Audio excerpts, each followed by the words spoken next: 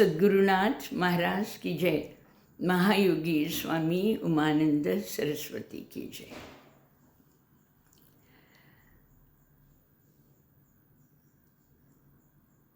मैं वेद के बारे में मेरा अभ्यास कर रही हूँ।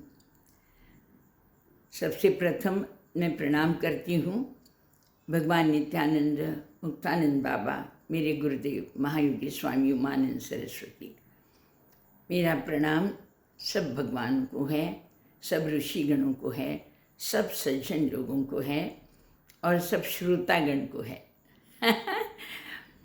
अब मैंने वेद में मराठी और इंग्लिश में प्रवचन शुरू किए हैं।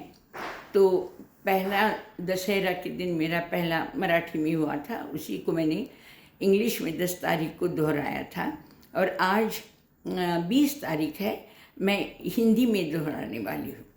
अब इससे मेरे कई लोग हैं जो हिंदी में पसंद करते हैं, चाहते हैं, और कोई इंग्लिश में चाहने वाले हैं, कोई मराठी के हैं। तो कोशिश करूँगी इन 3 भाषाओं में मैं वेद के बारे में कहूँ। वैसे मैंने इंग्लिश में वेद 4 किए हैं, ट्रांसलेशन हो गया है। ऋग्वेद है, ये है सामवेद है, और ये यजुर्वेद है, हाँ और ये अथर्ववेद है। अब इसके पहले 3 ऋग्वेद, यजुर्वेद और सामवेद हो गए हैं। जिन्हें कभी चाहिए कॉपीज़ इंग्लिश में तो प्लीज़ मुझे आप SMS कमेंट में कर सकती हैं। अब मैं वेद एक बहुत ही प्यारा विषय है। मैं जानती हूँ MIT में एक बार मुझे पूछा गया था, पूना के MIT में, कि अगर आपको विश्व शांति के लिए किसी ग्रंथ के प्रचार का साधन अगर करना है तो कौन से ग्रंथ का करोगी? तो मैंने कहा वेद का करूँगी। तब उन्होंने कहा कि वेद क्यों? तो सबसे पहले मैं ये आपको कहना चाहूँगी कि वेद, इसमें जो भगवान के उल्लेख है, जैसे 8 वसु है जो पृथ्वी पर कार्य करते हैं, 11 रुद्र है जो अंतरिक्ष में करते हैं, और 12 आदित्य है जो स्वर्ग से करते हैं। ये सब मानव कल्याण के लिए करते हैं। और जब सबसे आसान जो अपने को समझ में आए, ये 5 महाभूत एक दूसरे के वैसे तो विरुद्ध उनके गुण है, लेकिन जब इकट्ठा आते फिर भी अपने शरीर में मानव के इकट्ठा बड़े प्रेम से रहते हैं। ये बहुत ही बड़ा गुण है वेदों का। ये हमें थोड़ा सा आत्मसात करना है। आजकल इकट्ठा 5 लोग एक घर में भी नहीं रह पाते, फिर भी कोशिश करेंगे, कोई बात नहीं। आज मैं वेद के बारे में बोलने वाली हूँ। सबसे प्रथम मैंने थोड़ा सा मूल्यांक शास्त्र का अभ्यास किया है और मैं जानने की कोशिश कर रही थी कि मूल्यांक के आधार पे, न्यूमरोलॉजी के आधार पे हमें वेद का उद्देश्य क्या है और स्वरूप क्या है। तो इंग्लिश में हमारे A to Z अक्षर होते हैं। मेरा अभ्यास इंग्लिश में है, इसलिए मैंने इंग्लिश का माध्यम लिया था वो अक्षरों का। तो अगर हमने वेद ये इंग्लिश में लिखे तो हम VED ऐसे लिखते हैं। कई बार हम बोलते समय वेदा बोलते हैं, तो अगर उसका मूल्यांक निकालेंगे वेदा का तो हमारे लिए घातक वो नंबर आता है। तो वेद ये उसका करेक्ट उच्चार है। अभी ये वेद क्या है? तो प्रगट रूप देव का है, भगवान का एक प्रगट रूप है ग्रंथ के रूप में। बड़ा सुंदर है, बड़ा सुंदर है। सुंदरता अगर चाहते हैं तो ये अभ्यास बड़ा प्यारा है। अभी वेद में हमने देखा 3 अक्षर है, V, E और D। अब हम लोग सब हमारी पृथ्वी देव देवताओं के आधार पे और नक्षत्र की कृपा से हमारी सृष्टि, पृथ्वी, हमारा जीवन चलता है। जैसे सूर्य है, चंद्रमा है, वैसे नवग्रह भी है, और इनके सबके अपने पर पृथ्वी पर रहने वाले लोगों पर परिणाम होते हैं। तो इसी वजह से हमारे जीवन में कोई ऐसी बातें रहती है कि जो हम कुछ करना चाहिए, जैसे कि हम जानते नहीं हम क्यों आए हैं पृथ्वी पे, लेकिन ये जो नवग्रह है उनकी अलग अलग उनके अपने प्रभाव से हमारा जीवन वो व्यतीत करेंगे और हमें हमारे उद्देश्य तक ले जाएंगे। तो हम ये 3 में देखेंगे। वी यानी वीनस यानी शुक्र, वेद पर शुक्र का प्रभाव है। ई कहेंगे, ई यानी मर्क्यूरी बुध, और डी कहेंगे यानी राहु।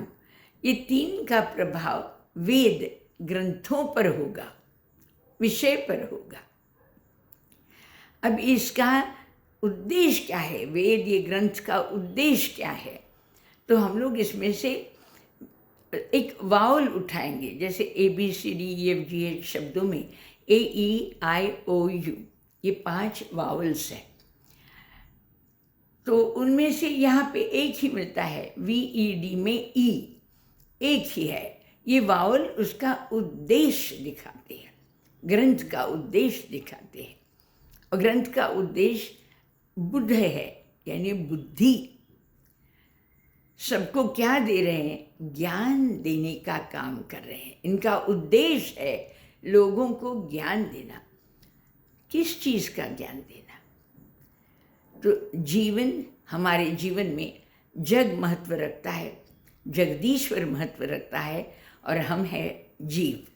तो जीव, जगत और जगदीश्वर का सबका मिलकर रहना, उसमें से एक अद्भुत कुछ अपने में दिव्यता प्रकट कर लेना और अपने आयुष्य को सार्थक बनाना, ये हमें ये तीन चीज़ें हैं पृथ्वी पर। जगदीश्वर है हमारे श्रद्धा में, जीव है, हमें जीव का कहते हैं, और जग उसका प्रगट रूप है भगवान का।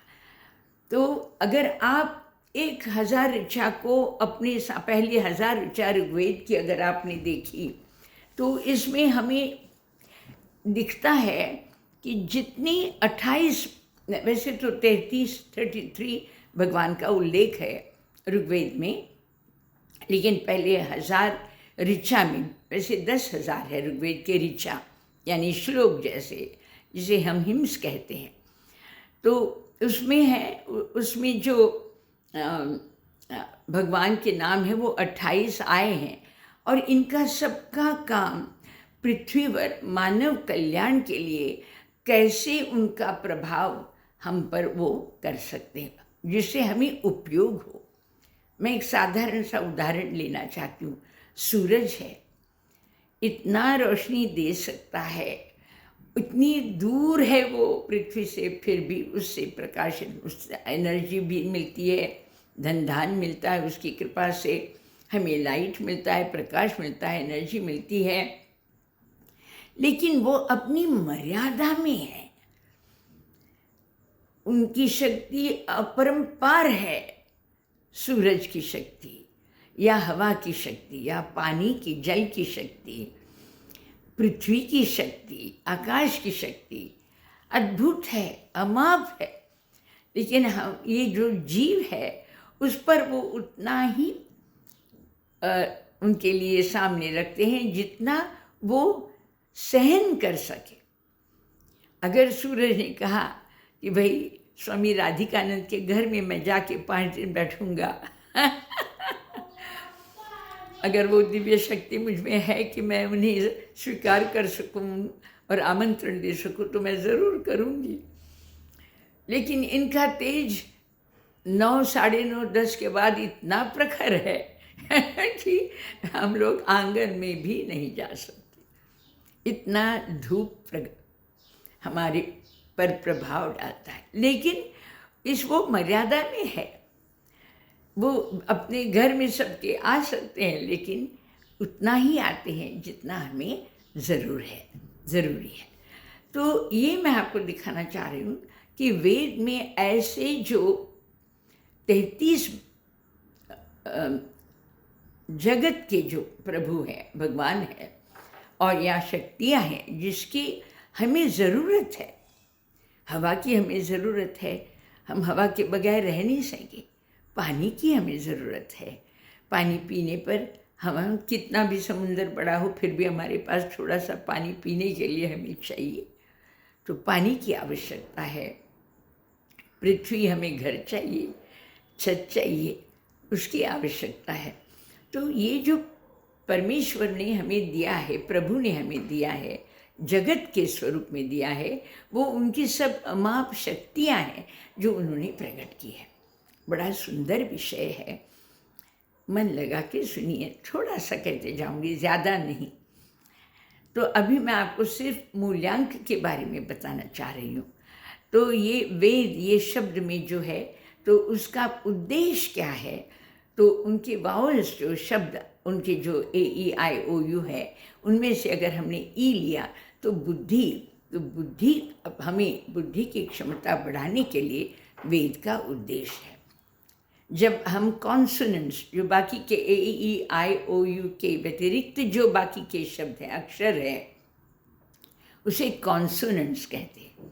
यहाँ पे 2 कॉन्सोनेंट्स मिलते हैं, एक वीनस है यानी शुक्र है, और दूसरा डी यानी राहु है। ये दोनों मिलते हैं हमें। अभी उनके जो गुण है उसका इस वेद पे प्रभाव होने वाला है।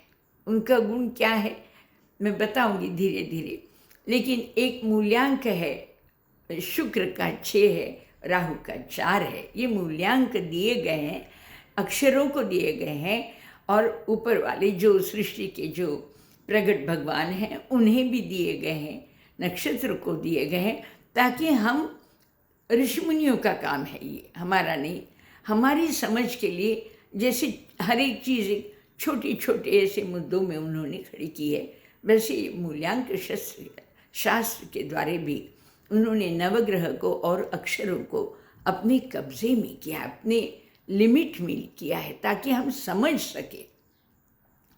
तो ये राहु का और शुक्र का अगर हमने शब्दों का एक मूल्यांक किया, 6 और 4 मिलके वो 1 होता है। ये सूरज का है। तो इसका अर्थ क्या है कि वेद का स्वरूप हमारे विश्व में सूर्य के जैसा है। उसका जो जिसे हम पर्सनालिटी कहेंगे, वो सूरज के जैसे है। और उसका उद्देश्य क्या है? ज्ञान देना है। बहुत ही सुंदर विषय है वेद। मैं 7-7.5 वर्ष से अभ्यास कर रही हूँ, और अनंत उसकी जो चीज़ें हैं मुझे बहुत ही पसंद आने लगी है। देखेंगे, धीरे धीरे समझने की हम कोशिश करेंगे। ये नवग्रह का जो उद्देश्य है, वो नवग्रह जो है उसकी भी हम चर्चा करेंगे धीरे धीरे। और ये 33 देव हैं, भगवान हैं, जैसे अग्नि है, वायु है, पृथ्वी है, द्यावा है, द्यू है, आकाश है, स्वर्ग है। ये सब क्या हम धीरे धीरे अभ्यास करने वाले हैं। आज आपको सबको पहले दिवाली की बहुत बहुत शुभकामनाएं।